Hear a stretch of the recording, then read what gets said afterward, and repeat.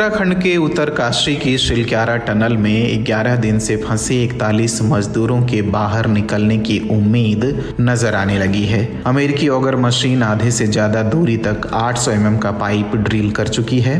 39 तक हम पहुंच गए हैं और उम्मीद रखते हैं सब ठीक होगा। हालांकि वर्टिकल ड्रिलिंग के अलावा और 3 प्लान पर काम किया जा रहा है, लेकिन इसमें वक्त लग सकता है।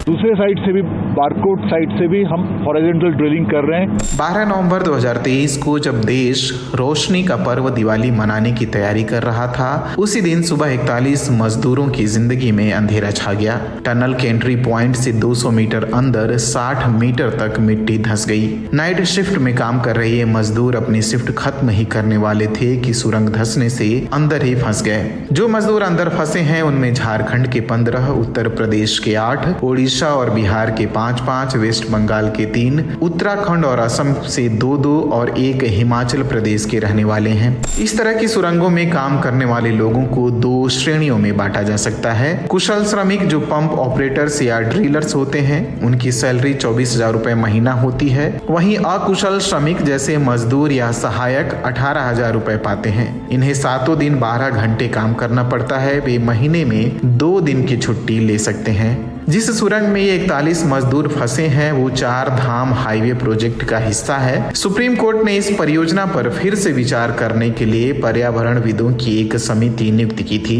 कमेटी की ओर से कहा गया कि उनके द्वारा उठाई गई पारिस्थितिक चिंताओं के बावजूद नाजुक इलाके में सुरंग बनाने के लिए सरकार आगे बढ़ी। 2022 में इस कमेटी के अध्यक्ष प्रोफेसर रवि चोपड़ा ने ये कहते हुए इस्तीफा दे दिया था कि सड़क मंत्रालय पैनल की सिफारिश की अनदेखी कर रहा है। शिलक्यारा सुरंग जो धंस गई है ये 4.5 किलोमीटर लंबी है, जो तीर्थ यात्रियों को यमुनोत्री तक ले जाती।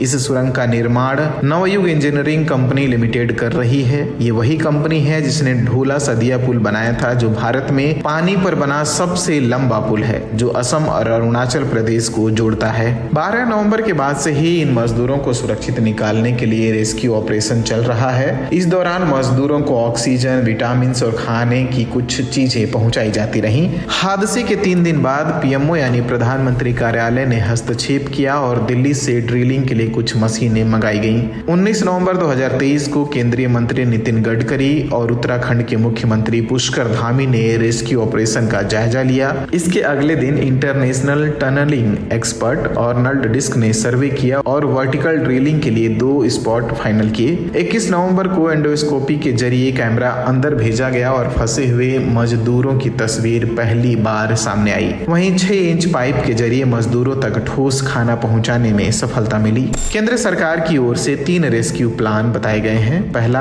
ऑगर मशीन के सामने रुकावट नहीं आई तो रेस्क्यू में 2 से 3 दिन लगेंगे। दूसरा, टनल की साइड से खुदाई करके मजदूरों को निकालने में 10 से 15 दिन लगेंगे। तीसरा, डंडाल गांव से टनल खोदने में 35 से 40 दिन लगेंगे। उम्मीद की जानी चाहिए कि जल्द से जल्द सुरंग में फंसे 41 मजदूरों को बाहर निकाला जा सके।